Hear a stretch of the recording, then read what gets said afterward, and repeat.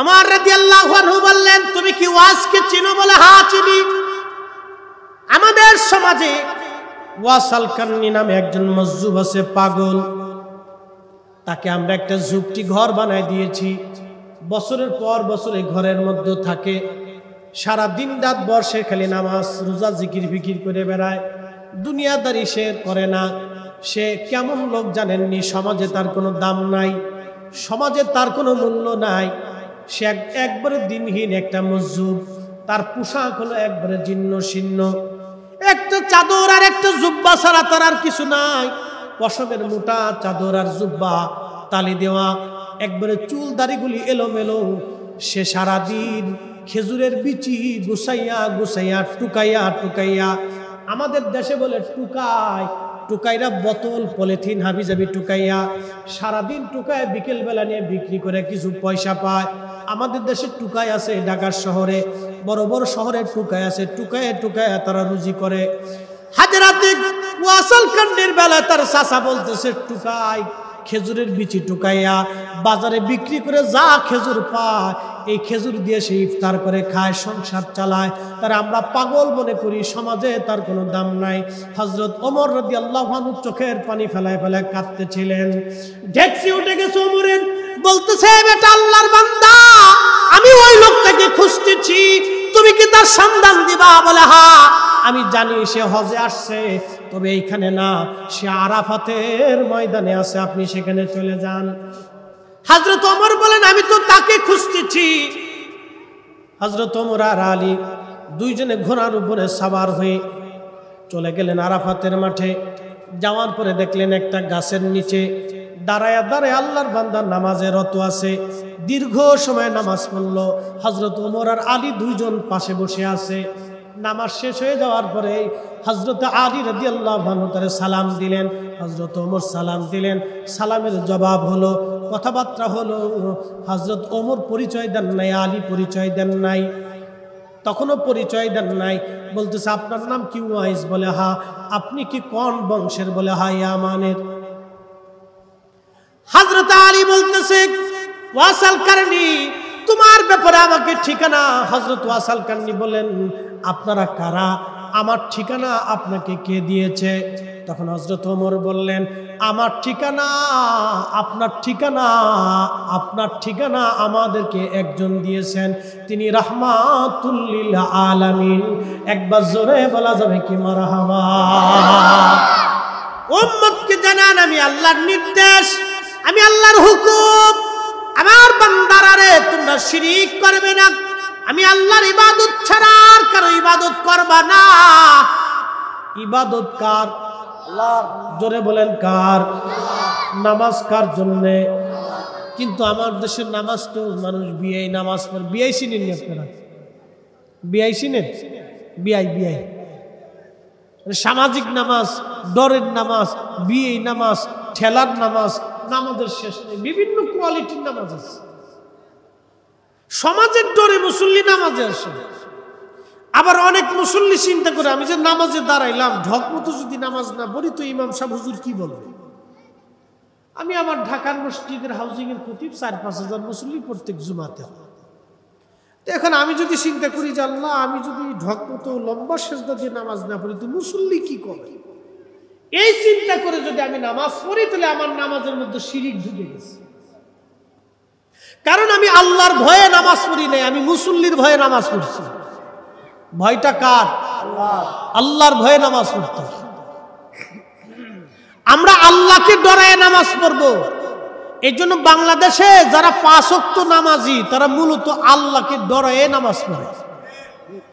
মধ্যপ্রাচ্যে অনেক জায়গায় আল্লাহর আইন আছে, চালু করা আছে আইন। কি আইন? নামাজ না পড়লে জরিমানা দিতে হবে, বেত্রা গাছ আছে, শাস্তি আছে। ওরা ওই পুলিশের ডরে নামাজে যায়।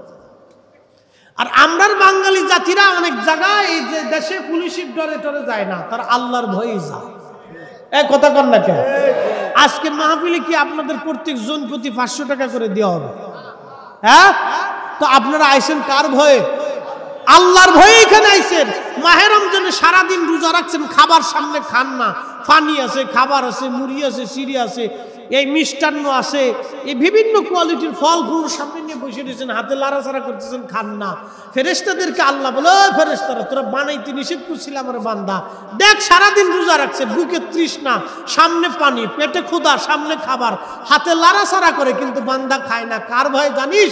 আমি আল্লাহকে ভয় করতেছে। যা ফেরেশতারা, তোরা সাক্ষী থাক, আমি আমার বান্দার জীবনের সব গুনাহ মাফ করে দেব। এটা পরীক্ষা, আল্লাহ খুশি। চট্টগ্রামের মুসলমান, কোরআন বলতেছে, বান্দা আমি আল্লাহ ছাড়া আর কারো ইবাদত করবে না, তবে হ্যাঁ তুমি শুনে নাও, আমি আল্লাহর পরে তুমি যার সাথে সুন্দর আচরণ করবে, ভালোবাসবে, খেদমত করবে, ওয়াবিল ওয়ালিদাইনি ইহসানা, আল্লাহু আকবার, ওয়াবিল ওয়ালিদাইনি ইহসানা, তোমার বাবা মার সঙ্গে তুমি ইহসান করবে, দয়া করবে, মায়া করবে, ভালোবাসবে, সুন্দর আচরণ করবে। এরপরে আল্লাহ বললেন, ইম্মা ইয়াবলুগান্না ইনদাকাল কিবার, যদি তোমার পিতামাতা বৃদ্ধ হয়ে যায়, বার্ধক্যে উপনীত হয়, বুড়া হয়ে যায়, কাজের ক্ষমতা নাই, রুজি করার ক্ষমতা নাই। সেদিন ভিডিওর মধ্যে দেখলাম একটা মেয়ে বাবাকে পিটাচ্ছে, মেয়ে বাপরে মারতেছে, ছেলে বাপরে পিটায়, বৃদ্ধাশ্রমে দিয়ে আসে। বাংলাদেশে যত বৃদ্ধাশ্রম আছে, চট্টগ্রামে বুঝি নাই না আছে? আচ্ছা, বৃদ্ধাশ্রমে তাহলে মনে জিনদের বাপমা দিয়ে গেছে, ফেরেশতাদের দিয়ে গেছে নাকি? কাদের? এটা মানুষের। আমরা যেই সন্তান বাবা মাকে বৃদ্ধাশ্রমে দেয়, আমার দিকে তাকান, ও মনে করবেন এই সমাজের শুয়োরের চাইতে নিকৃষ্ট। আস্তে বলেন, জোরে বলেন। শুয়োর চিনেন আপনি? শুয়োর কচু খায়, ফসা গছার ভিতরে থাকে। ওর জন্ম হয়েছে কেমনে জানেন? শুয়োরের জন্ম কিভাবে হয়েছে আজকে আপনাদের বুঝাই। শুয়োরকে আল্লাহ কেন হারাম করছে? শুয়োরে আল্লাহ, খিনজিরকে আল্লাহ কেন হারাম করছে দেখেন।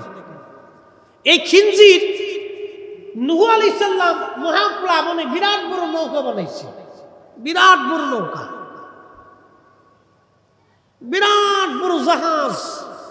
এই একতলার ভিতরে সব পশু পাখি প্রাণী রাখছে, গরু ছাগল হাঁস দুম্বা ভেড়া বকরি ইটে সিটে ঘোড়ার ডিম সব রাখছে। তো নাই গিয়ে বুঝতে বাথরুম টাথরুম করে একবারে তালা ভরে ফেলেছে, হাতি লাতি যা আছে সব খালি বাথরুম করছে, শিয়াল কুত্তে একবারে বাথরুম করে ভরে ফেলছে।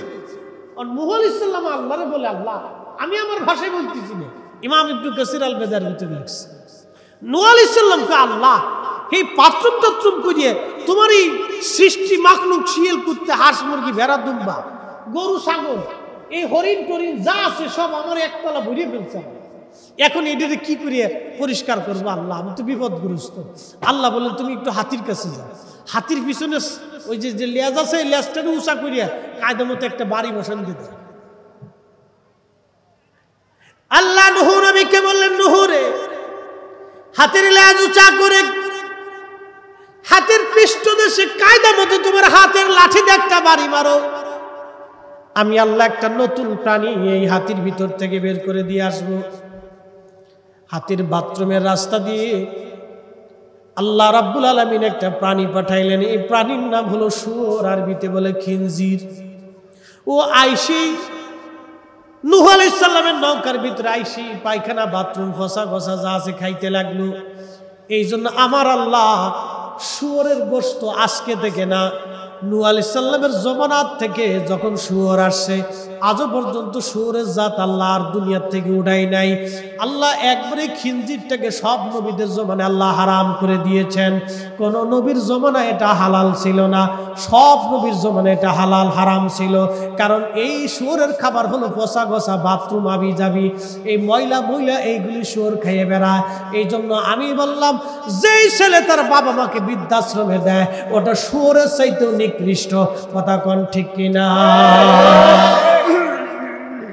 কষ্ট হইতেছে?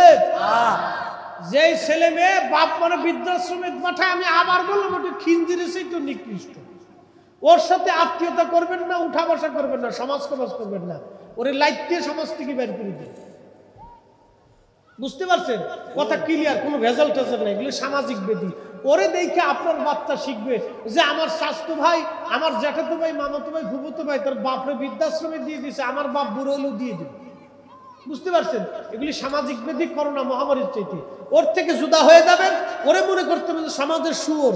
শুয়োরে যেমন মানুষ নিকৃষ্ট মনে করে, ওর কাছে যায় না, ওর গন্ধ শুকতে চায় না, ওর এরিয়ার ভিতরে থাকে না, ওই রকম ওই খিনজিরির এরিয়ার ভিতরে আমাদের থাকা যাবে না। ওটা একবারে নিকৃষ্ট পাপিষ্ট শয়তান। একবারে এর চাইতে পচা কথা আমার কাছে আর কিছু নাই। মানলেও ভালো, না মানলে আরো ভালো, কিচ্ছু করার নাই। ডাইরেক্ট অ্যাকশন, বাকি ঝুঁকি নেই ভাই। সামাজিক ব্যাধি এগুলি সারা দেশ ভরে যাইতেছে। এগুলি আমরা যদি বয়ান না করি তাহলে বয়ান কেউ করবে না। এ আমাদেরকে শক্ত ভাষায় বলে যাইতে হবে। যদি আল্লাহ 2-4 জন যে হেদায়েত দেয়, তাছাড়া উপায় নাই। হেদায়েত আমাদের হাতে নেই।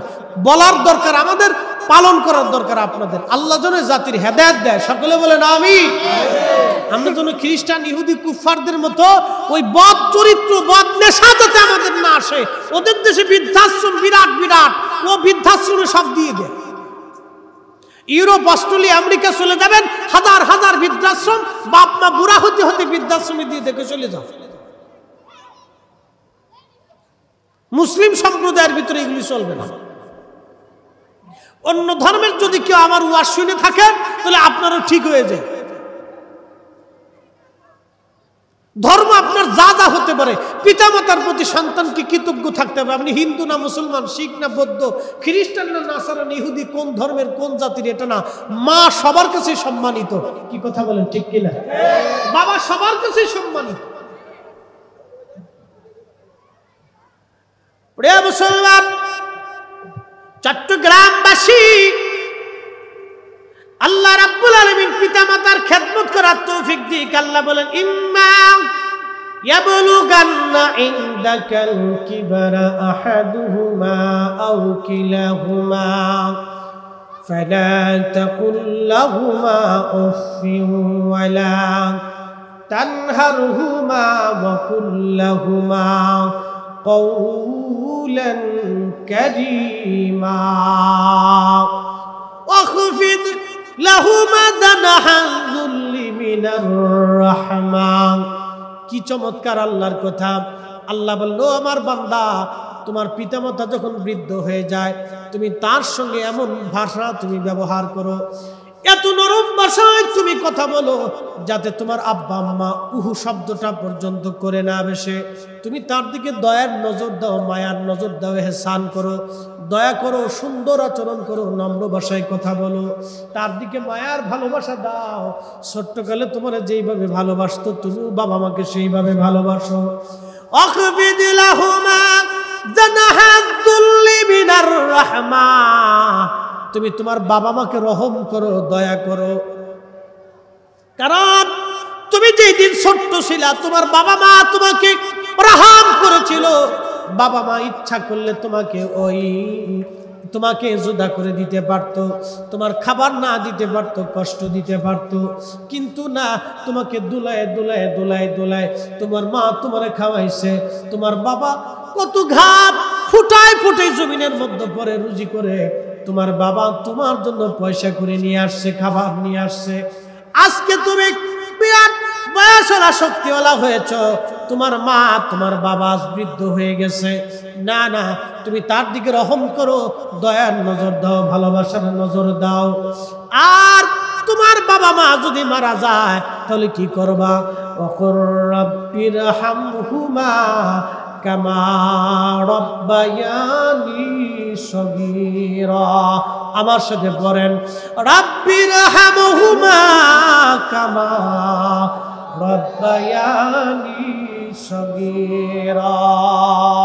বান্দারে, তুমি তোমার বাবা মার ব্যাপারে এইভাবে দোয়া করো, হে রব, আমার আব্বা আম্মা ছোট্টকালে আমাকে যেইভাবে লালন পালন করেছিল, তুমি মালিক জান্নাতে আমার বাবা মাকে সেইভাবে লালন পালন করো। কি করে লালন পালন করছে একটু দেখেন।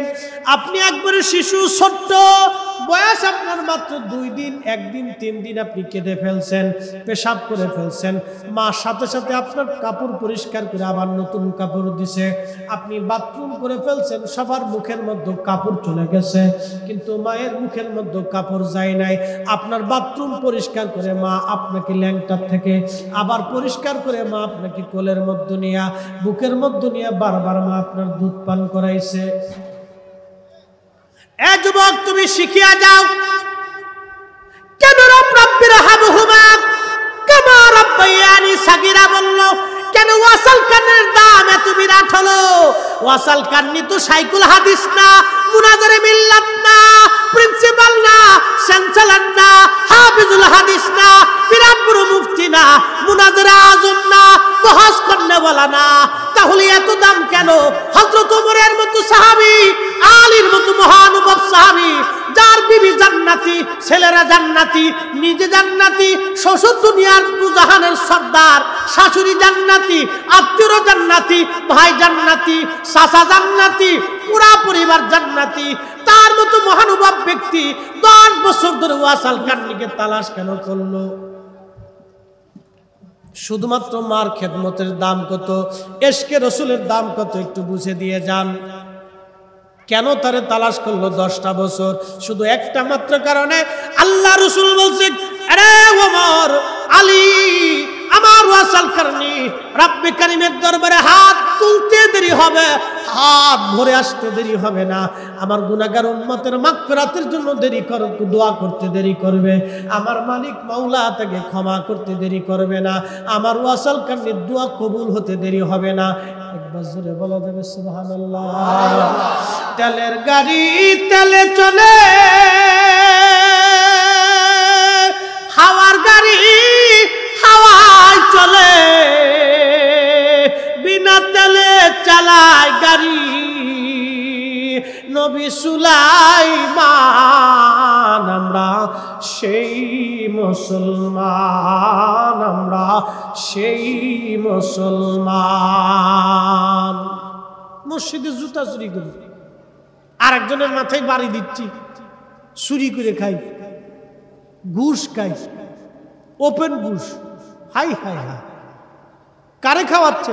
সন্তানদের নিয়ে বাড়ি বানাচ্ছে, জমি জমা করতেছে। বলেন তো, এই চট্টগ্রাম শহরের সবচেয়ে বড় ধনী, বলেন 1 শতক জমি কি কবরে নিতে পারছে? এই আস্তে জবাব দিবেন না, জোরে বলেন। একটা পয়সা কবরে নিতে পারছে? একটা ছোট্ট একটু সামান্য 1 দিনার পরিমাণ স্বর্ণ কি কবরে নিতে পারছে? পারে। তো লাভ কি? কি লাভ? কোন লাভ? এই জন্য আল্লাহ বলছে, তুমি মুফতি না মুহাদ্দিস ওটা আমি দেখবো না, বিরাট বড় মুনাজারে আজম নাকি আমি এটা দেখবো না, বিরাট বড় শাইখুল হাদিস নাকি আমি দেখবো না, বিরাট বড় চ্যান্সেলর আমি দেখবো না, বিরাট বড় প্রিন্সিপাল আমি দেখবো না, বিরাট বড় পয়সাওয়ালা আমি দেখবো না, বিরাট বড় জমিওয়ালা আমি দেখবো না, বিরাট বড় ইন্ডাস্ট্রিওয়ালা আমি দেখবো না, বিরাট বড় ক্ষমতাওয়ালা আমি দেখবো না, বিরাট বড় ওই আপনার সম্পদওয়ালা দেখবো না, বিরাট বড় তুমি জনপ্রিয়তাওয়ালা আমি এটা দেখবো না। আমি আল্লাহ দেখবো, ইন্না আকরামাকুম ইনদাল্লাহি আতকাকুম। আল্লাহর কাছে সেই সম্মানিত যার অন্তরে আল্লাহর ভয় বেশি। রিকশাওয়ালাও হতে পারে, দিন মজুরও হতে পারে, মুসিও হতে পারে, কামলাও হতে পারে, বাস্তুহারাও হতে পারে, ভিখারিও হতে পারে, মসজিদের ঝাড়ুদারও হতে পারে, আপনার দোকানের কর্মচারীও হতে পারে, আপনার এলাকার দারোয়ান হতে পারে, আপনার বাড়ির কামলা হতে পারে, ওই আপনার বাড়ি কামের বেডি হতে পারে। এ মা, আল্লাহর দরবারে পয়সাওয়ালা হলে ওই সম্মানিত হওয়া যায় না। আল্লাহর দরবারে সেই সম্মানিত হবে দিনমজুর হতে পারে, গোলাম হতে পারে, রিকশাওয়ালা, ভ্যানওয়ালা, দিনমজুর, পয়সাওয়ালা না, যে কেউ হোক না কেন, যার অন্তরে আল্লাহর ভয় বেশি, আল্লাহর ভয় বেশি, তাকওয়া বেশি, তার দাম আল্লাহর দরবারে তত বেশি, তার দাম আল্লাহর কাছে তত বেশি। বিরাট বড় শাইখুল হাদিস, হাদিস 5000 মুখস্থ করছেন, ওটা দিয়ে আল্লাহর দরবারে লাভ নাই। মুখস্থ করে কি করবেন আপনি? আগের যুগের বড় বড় ইমামরা খালি হাদিস মুখস্থ করতেন না। ইমাম জালালউদ্দিন সুয়ুতী, আল্লাহু আকবার, 2 লক্ষ হাদিস সিনার ভিতরে জমা ছিল। ইমাম সুয়ুতী বলতেন, হা, ইলমের বিরাট বড় দরিয়াতে যদি আমি আর হাদিস পাইতাম তাহলে আরো হাদিস মুখস্থ করতাম। ইলমের মহাসমুদ্রে আমি এখনো সাঁতারু হতে পারি নাই, ইলমের মহাসমুদ্রে আমি এখনো সাঁতারু হতে পারি নাই। আর আমার দেশে বহস করবে, আইও বহস করবে, মানে ফকরের শেষ নেই। একবারে 2-3টে 10-15-20টা 30টা মাসলা মাসাইলের একবারে ঘেটি ঘেটি একটু মানে বাপস করে দিয়ে অনকালে সবার ডাহে বহস করবো আহেন।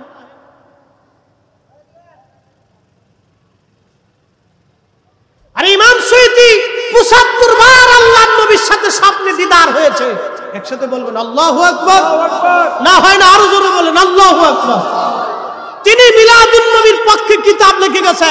আমি উনাকে বাদ দিয়ে তোমার মতো ছাতা মৌলবি মানার টাইম নাই। এই জোরে বলেন ঠিক কি না? উনার মতো মুহাদ্দিসের ফতোয়া বাদ দিয়ে তোমার মতো লেতা খেতা ছাতা বিসিটিসি এগুলি মানার সময় আমরা নাই। মন খারাপ করেন না, বাস্তবতা থেকে বলতেছি। আপনারা দুনিয়ার ডাক্তার দেখানোর জন্য বড় ডাক্তারের কাছে যান, মামলায় জিতার জন্য বড় উকিলের কাছে যান, আখিরাতের মাসলা বোঝার জন্য আইম্মা ইকরামের শরণাপন্ন হবেন না। দুনিয়ার সাধারণ মুন্সি মোল্লা মুফতি সাহেবের ফতোয় আপনি কাইতে যেতেছেন, কারণটা কি? হ্যাঁ নবীর উম্মত, খুবই মনোযোগ দিয়ে শুনিয়া যান। হযরত ওয়াসিল কারনী রাদিয়াল্লাহু আনহু মায়ের খেদমতের জন্য আল্লাহ তার এত বড় মর্যাদাওয়ালা বানাইলেন। হযরত ওমর রাদিয়াল্লাহু আনহু 10টা বছর ওনাকে তালাশ করলেন, পায় না। শেষ বিদায়ী হজ হযরত ওমর করবেন, যেই বছর তিনি শহীদ হবেন, শেষ হজ করার জন্য উনি আসছেন। তাওয়াফ চলতেছিল। খলিফাতুল মুসলিমিন তাওয়াফকারীদেরকে বলেন, হে হাজিরা, তাওয়াফ কর্নেওয়ালারা, আপনারা তাওয়াফ বন্ধ করে দিয়ে এই মুহূর্তে সবাই বসিয়া যান। সমস্ত মক্কার হাজী যারা তাওয়াফ করতেছিলেন সবাই বসে গেলেন। খলিফা নির্দেশ দিচ্ছে, সবাই বসে বললেন আপনাদের মধ্যে ইয়ামান কোন অঞ্চলের কোন বংশের কেউ যদি থাকেন তো দাঁড়ান। একজন দাঁড়াইল। হযরত ওমর রাদিয়াল্লাহু আনহু ডাক দিয়ে বললেন, হো কর্ণের অধিবাসী, আপনি কি কোন বংশের ওয়াইস নামে কাউরে চিনেননি? আপনি কি কোন বংশের ওয়াইস নামের কাউরে চিনেন? তখন ওই লোকটি হযরত ওয়াসিল কারনীর চাচা ছিলেন। চাচা, আপন চাচা হয়েও তাকে চিনে নাই। হযরত ওমরকে বললেন, খলিফাতুল মুসলিমিন, আপনি কি এমন ওয়াসিল কারনীর কথা বলেন যারে আমাদের সমাজের কোনো মানুষ পাগল ছাড়া কেউ চিনে না, সবাই তারে পাগল বলে? আহা, চিন্তা করেন তো, ইয়ামানের সব মানুষ তারে পাগল, কার রাসূলুল্লাহ বলতেছে সে দোয়া করলে আসমান থেকে ফিরে আসে না। এই জোরে বলেন, জোরে। হ্যাঁ, বুঝে যান। আল্লাহর কাছে প্রিয় হওয়ার জন্য শাইখুল হাদিস হওয়া লাগে না। আল্লাহর কাছে প্রিয় হতে হলে রিকশাওয়ালা হয়।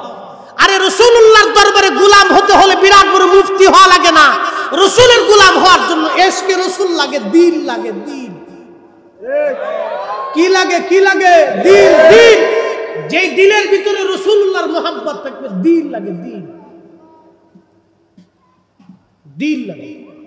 ফতোয়া দিয়ে নবী পাইছে কেউ? ফতোয়া দিয়ে রাসূলের গোলাম হতে পারছে কেউ? রাসূল থেকে জুদা করে কেউ রাসূলের গোলাম হতে পারছে? কখনোই। কখনোই না। দিল লাগে দিল। আরে রঙ্গিলা রসুল লিখেছিল, ভারতের এক লেখক রঙ্গিলা রসুল। রঙ্গিলা রসুল লিখে বইয়ের মধ্যে লিখছে যে রাসূলুল্লাহ অধিক বিয়ে করছিলেন তার কাম পিপাসা এই যৌবনের স্বাদ মিটানোর জন্য। নাউজুবিল্লাহ। হাজার হাজার হাজার হাজার মানুষ ভারতের মধ্যে ছিল। পাকিস্তানের ইলমুদ্দিন মুখে দাড়ি ছিল না, কাঠ মিস্ত্রি ছিল। কাঠ মিস্ত্রি, এই ইলমুদ্দিন দাড়ি ছিল না, কাঠ মিস্ত্রি ছিল। কলিজার ভিতরে রাসূলুল্লাহর মুহাব্বত দাও দাও করে জ্বলে উঠল। রাসূল করিমের মুহাব্বত কার অন্তরে আসবে আপনি নিজেও জানেন না। ও জমানে হাজার হাজার আলেম ছিল, শাইখুল হাদিস ছিল, কিন্তু ইলমুদ্দিন ছিল না। এক ইলমুদ্দিন কাঠ মিস্ত্রি, সারা দিন পরিশ্রম করে কোন রকম রুজি করতে। স্ত্রীর চিন্তা করেন নাই, ফ্যামিলির চিন্তা করেন নাই। অনেক কষ্টের রুজি দিয়ে একটা ছুরি কিনে ভারতে এসে ব্রিটিশ আমলে তৎকালীন সেই রঙ্গিলা রসুলের লেখককে হত্যা করেছিল। তার ফাঁসির কাস্টে যখন নিয়ে যাওয়া হলো, বিচারক জিজ্ঞেস করলো, ইলমুদ্দিন তুমি হাসতেছ, তোমার কি ভয় লাগে না? ইলমুদ্দিন বলবো, ভয় করবে কেন? আমি যেই নবীর মুহাব্বতে আজকে কাজ করেছি, শাহাদাতের লিপসা নিয়ে আপনার রায়ের অপেক্ষায় আছি। আপনি আমাকে মৃত্যুদণ্ড দিবেন, আমি কাঁদবো কেন? রসুলের প্রেমের মালা গলায় দিয়েছি। গত রাত্রে আমার সেই রসুল আমাকে স্বপ্নে দেখা দিয়ে আমার সাথে কথা বলে গেছে। এ মুসলমান, দাড়ি ছিল না, অহংকার করেন না। বিরাট বড় শাইখুল হাদিস হয়েছেন, অহংকার করেন। বিরাট বড় মুফতি আজম হয়েছেন, অহংকার করেন। কয়টা হাদিস আর কোরআনের আয়াত আর বিতর্কিত মাসলা মুখস্থ করে একবারে মানে অহংকার করতেছে, ভাব হয়ে গেছে। কিয়ামত পর্যন্ত ভাব নিতে পারবেন, কিন্তু ইলমুদ্দিন হতে পারবেন না। একজন কাঠ মিস্ত্রি ইলমুদ্দিন, আল্লাহু আকবার, হাসতে হাসতে জান্নাতে চলে গেছে। না হয় না, আরো জোরে বলেন আল্লাহু আকবার। এই জন্য রাসূলুল্লাহকে পাইতে হলে দিল লাগে, দিল, ফতোয়া দিয়ে না। নবী পাইতে হলে নবীকে ভালোবাসা দিতে হবে। রাসূলুল্লাহকে দিল উজাড় করে ভালোবাসা দিতে হবে। গাসরুল মালাক হানজালার মতো, ওয়াসাল কারনির মতো ভালোবাসা দিতে হবে। হযরত ওমর রাদিয়াল্লাহু আনহু বললেন, তুমি কি ওয়াজকে চিনো? বলে হ্যাঁ চিনি। আমাদের সমাজে ওয়াসাল কারনি নামে একজন মজজুব আছে, পাগল। তাকে আমরা একটা ঝুপটি ঘর বানায় দিয়েছি। বছরের পর বছর এই ঘরের মধ্যে থাকে। সারা দিন রাত বর্ষে খালি নামাজ রোজা জিকির ফিকির করে বেড়ায়। দুনিয়াদারি সে করে না। সে কেমন লোক জানেননি? সমাজে তার কোনো দাম নাই, সমাজে তার কোনো মূল্য নাই। সে একবারে দিনহীন একটা মজজুব। তার পোশাক হলো একবারে জীর্ণ শীর্ণ, একটা চাদর আর একটা জুব্বা ছাড়া তার আর কিছু নাই। পশমের মোটা চাদর আর জুব্বা, তালি দেওয়া, একবারে চুল দাড়িগুলি এলোমেলো। সে সারাদিন খেজুরের বিচি গুছাইয়া গুছাইয়া টুকাইয়া টুকাইয়া, আমাদের দেশে বলে টুকায়, টুকাইরা বোতল পলিথিন হাবিজাবি টুকাইয়া সারাদিন টুকায়, বিকেল বেলা নিয়ে বিক্রি করে কিছু পয়সা পায়। আমাদের দেশে টুকাই আছে, ঢাকার শহরে বড় বড় শহরে টুকাই আছে, টুকায় টুকায় তারা রুজি করে। হযরত ওয়াসাল কারনির বেলা তার চাচা বলতেছে, টুকাই খেজুরের বিচি টুকাইয়া বাজারে বিক্রি করে যা খেজুর পায়, এই খেজুর দিয়ে সে ইফতার করে খায়, সংসার চালায়। তার আমরা পাগল মনে করি, সমাজে তার কোনো দাম নাই। হযরত ওমর রাদিয়াল্লাহু আনহু চোখের পানি ফেলায় ফেলায় কাঁদতেছিলেন। ডেকসি উঠে গেছে ওমরের, বলতেছে, বেটা আল্লাহর বান্দা, আমি ওই লোকটাকে খুঁজতেছি, তুমি কি তার সন্ধান দিবা? বলে হ্যাঁ, আমি জানি সে হজে আসছে, তবে এইখানে না, সে আরাফাতের ময়দানে আছে, আপনি সেখানে চলে যান। আরো জোরে বলে। রাসূল পাইতে হলে কলিজা দিয়ে ভালোবাসা দিয়ে পাওয়া যায়, ফতোয়া দিয়ে না। বাট এখন তো ইলমের অহংকার হয়েছে, ওটা মুখস্থ করলেই মনে করি যে বিরাট বড় হুজুর হয়ে গেছে। আমাদেরকে পড়াইতে পারে যুগের পর যুগ বহু আলেম, নির্জনে নিভৃতে তাদেরকে চিনা যায় না। খালি কলস বকর বকর করে বেশি, খালি কলস বাজে বেশি। কি কথা কর না? খালি কলস বাজে বেশি, ভরা কলস বাজে না। যাদের এলেম বেশি, আমল বেশি, তারা মাথা নিচু করে থাকে যে আমি এখনো কিছুই জানতে পারলাম না। ও মুসলমান, হযরত ওমর বলেন আমি তো তাকে খুঁজতেছি। হযরত ওমর আর আলী দুইজনে ঘোড়ার উপরে সাওয়ার হয়ে চলে গেলেন আরাফাতের মাঠে। যাওয়ার পরে দেখলেন একটা গাছের নিচে দাঁড়ায় দাঁড়ায় আল্লাহর বান্দা নামাজে রত আছে। দীর্ঘ সময় নামাজ পড়ল। হযরত ওমর আর আলী দুইজন পাশে বসে আছে। নামাজ শেষ হয়ে যাওয়ার পরে হযরত আলী রাদিয়াল্লাহু আনহু তারে সালাম দিলেন। হযরত ওমর সালাম দিলেন। সালামের জবাব হলো, কথাবার্তা হলো।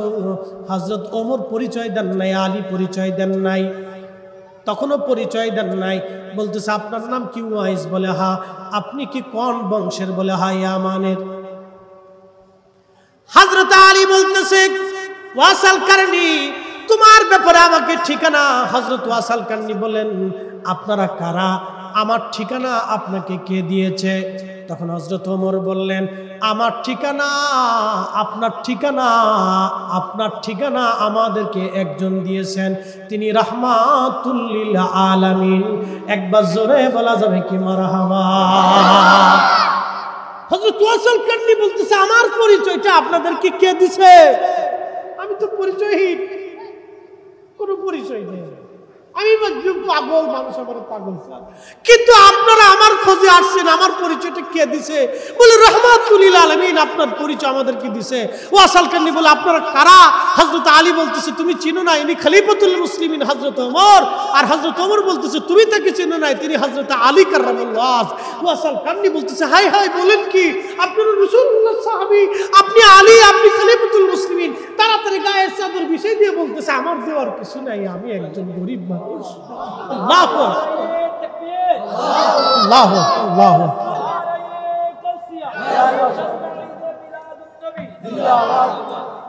আহা, ওয়াসাল কারনি পাগল করা হয়ে গেছে। আপনারা রাসূলুল্লাহ সাহাবী, আপনাদেরকে আমি কোথায় বসতে দেব? গায়ের চাদর বিছিয়ে দিয়ে বলতেছে আপনারা বসেন, আমার কাছে মেহমানদারি দেওয়ার মতো কিচ্ছু নেই, একটা খেজুর নাই যে আপনাদেরকে আমি পান খাওয়াবো। আমি একটা দিনহীন মানুষ, গরিব মানুষ, কিচ্ছু দেওয়ার মতো নাই। রাসূলুল্লাহ সাহাবী আমার কাছে আসছে, আমি তাদেরকে কি করে মেহমানদারি দেব?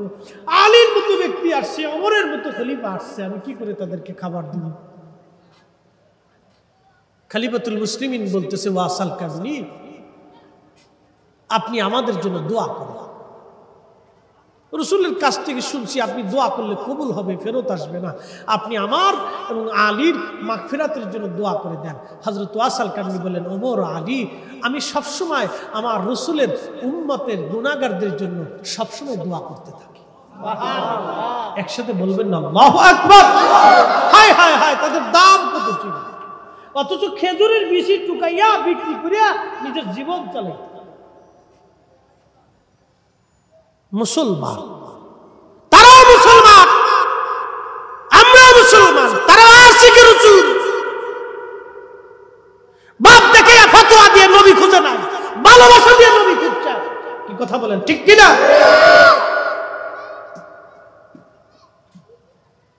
প্রিয় মুসলমান, হযরত ওয়াসাল কারনি রাদিয়াল্লাহু আনহু তখন তিনি কেঁদে ফেললেন।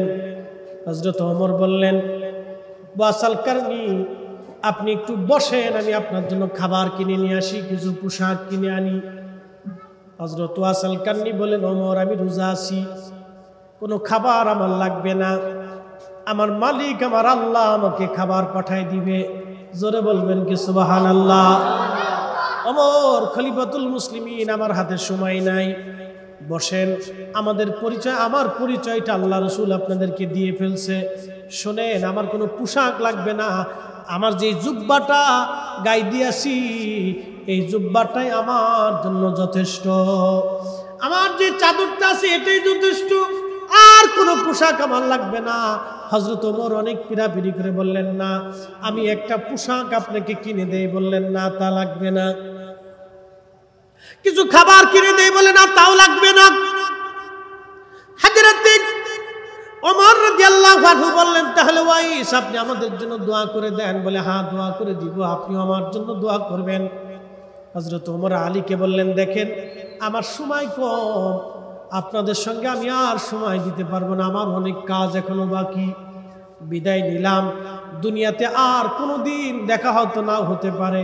হযরত ওয়াসাল কারনী চলে গেলেন, ওমরের সাথে আর কোনোদিন তার দেখা হয় নাই। ওই বছরই হযরত ওমর শহীদ হয়েছিলেন। তবে সিফফিনের যুদ্ধের দিনে কোন বর্ণনাতে আসছে সিফফিনের যুদ্ধে হযরত আলী রাদিয়াল্লাহু আনহুর পক্ষে ওয়াসাল কারনী জিহাদ করে করে সেই দিন শহীদ হয়েছিলেন। একবার জোরে বলা যাবে কি মারহাবা। মুহতারাম, এটা হযরত ওয়াসাল কারনীর জীবন থেকে একটা পাঠ আপনাকে শোনাই। দাম কত ছিল, খেজুরের বিচি টুকায় বিক্রি করে কোন রকম 2-4টে খেজুর পাইতেন, খাইতেন নালি না খাইতেন। কি বলবেন বলেন? এটা আল্লাহর দরবারে হাত বাড়াইলেই হাত কবুল হয়ে গেছে, ওটা ফেরত আসে না। এই জন্য আপনাদেরকে বলবো, আপনাদেরকে অনুরোধ করব, আমরা যেন সবসময় হকের উপরে থাকি। আকাইদা আহলে সুন্নাত ওয়াল জামাত এটা কারো ব্যক্তিগত পৈতৃক সম্পত্তি না। এটা আগেও ছিল, এখনো আছে, আগামীতেও থাকবে, চলমান থাকবে। হাজার চেষ্টা করলেও আহলে সুন্নাত ওয়াল জামাতকে কেউ বিতাড়িত করতে পারবে না। কথা বলেন ঠিক কি না? এটা আমাদের জামাত না, এটা রাসূল করিমের জামাত, সাহাবা ইকরামের জামাত, আউলিয়া ইকরামের জামাত। আপনি হাজার চেষ্টা করবেন, করতে পারেন, চেষ্টা করা তো নিষেধ করে না, আপনি বন্ধ করতে পারবেন না, কিয়ামত পর্যন্ত চেষ্টা করবেন। মুহতারাম, মহাসমুদ্রে কর্ণফুলী নদীতে ভাঙ্গা নৌকা নিয়ে গেলে, ফুটা নৌকা নিয়ে গেলে, আপনি যদি আধা পাগলরে বলেন যে তোর ফুটা নৌকা দিলাম তুই পার হ, ও বলবে না, এই নৌকা দিয়ে কর্ণফুলী পার হতে, এরকম বৃথা চেষ্টা আমি করব না। আপনাদেরকে একটা কথা বলি, আকাইদা আহলে সুন্নাত ওয়াল জামাত ছাড়া নাজাতের কোনো রাস্তা নাই। বাদ বাকি যত জামাত আছে সব ফুটা নৌকা, সব ভাঙ্গা নৌকা, ফুটা নৌকা, তলা নাই, তলা নাই, কি নাই? কথা কন না, কি নাই? তলা নাই। ওই নৌকা দিয়ে আখিরাত পার হওয়া যাবে না, ওটা তলা নাই। আপনি মানলেও ভালো, না মানলেও। কর্ণফুলীতে মাছ ধরে জেলে, মাছের ভান্ডর ভিতরে মাছ রাখে, ভান্ডর নিচে যদি ভাঙ্গা থাকে মাছ থাকবে? সারা রাত মাছ মারছে, সকালবেলা জেলে মাছ পাবে। এই জেলে বুকা, সে ভান্ড পরীক্ষা না করি মনের আনন্দে গান গাইছে আর মাছ মারছে। আমার দেশের কিছু বুকা মুসল্লি আছে, সারা রাত ইবাদত করবেন, কিন্তু ইমানের ডুলা যদি ভাঙ্গা থাকে সারা রাত্র ইবাদত করে 4 পয়সাও দাম হবে না। এই জন্য আকাইদা আহলে সুন্নাত ওয়াল জামাত। মুহতারাম, আমার পরে সিদ্দিকী সাহেব আসে, আমার ওই যে পতেঙ্গায় যাওয়া লাগে, একটু ঝামেলা আছে, ভাইদেরকে বলছি আমার সময় তো কমে, আসার পর আমি একটু সময় দিয়ে চলে যাব। তো সিদ্দিকী সাহেব অল্প সময়ের ভিতরে তিনি চলে আসেন। অত্যন্ত সুন্দর আলোচক, কণ্ঠ মাশাআল্লাহ ভালা, লোকটা কালা, বুঝতে পারছেন? আমরা বলি ওনাকে সুরের পাখি, কণ্ঠ ভালা, লোকটা কালা, মনটা আরো ভালো। ঠিক আছে? তো হুজুর আসবেন, তিনি আপনাদেরকে নিয়ে সামনে তাকরীর করবেন। আমি কয়েকটা কথা আপনাদেরকে বলছি, বাপ বন্ধু বাড়ি পর্যন্ত নিয়ে যাবে। কথা অনেকেই দোকানে বসে বসে শুনছেন। পেয়ারা বন্ধু, মনে কষ্ট দেওয়ার জন্য বলি নাই, আমাদের সমাজকে সুন্দর করতে হবে, পরিবার সুন্দর, হ্যাঁ পরিবারকে সুন্দর করতে বলে। আপনাদেরকে একটা অনুরোধ করি, রাসূল কারীমের জীবন ব্যবস্থা, যেটাকে আরবিতে বলে সুন্নাহ, সুন্নাহ শব্দের অর্থ হলো রীতি নীতি পথ। যেই রীতিতে, যেই নীতিতে রাসূল কারীম চলতেন, সাহাবা ইকরাম চলতেন, সেই রীতিতে, সেই নীতিতে, সেইভাবে ব্যবসা বাণিজ্য, চলাফেরা, সংসার, হাট বাজার, খাওয়া দাওয়া, উঠা বসা, সামাজিক অবস্থা, এগুলো যদি আমরা করতে পারি তাহলে আমাদের জীবন পরিবর্তন হবে। আমাদের বাচ্চাদেরকে শিখাইতে হবে। শোনেন, আজকে ইসরায়েল 70 বছর ধরে, 75 বছর ধরে ইসরায়েল ফিলিস্তিনের মানুষের ঘাড়ের উপরে এসে বসে। ওরা ছিল রোহিঙ্গা। আমরা যেমন রোহিঙ্গাদেরকে জায়গা দিছি, ওই ইসরায়েলের ইহুদিরা ছিল রোহিঙ্গাদের মতো রিফিউজি। ফিলিস্তিনি মুসলমানরা ওদেরকে জায়গা দিছে দয়া করে, যে ওরা কোথায় থাকবে, হিটলার 60 লক্ষ ইহুদি মেরে ফেলছে, ওদের কোথায় জায়গা হবে? জায়গা দিছে। আজকে দেখেন জায়গা পাইয়ে কুড়ে কুড়ে খাচ্ছে। তোরা রিফিউজি, তোরা 70 বছরের টার্গেট নিয়ে, কয়েকশো বছরের টার্গেট নিয়ে ওরা আসছে। আমাদের বাচ্চাদেরকে ওই টার্গেট নিয়ে লালন পালন করবে, টার্গেট নিয়ে ওকে মানুষ বানাইতে হবে।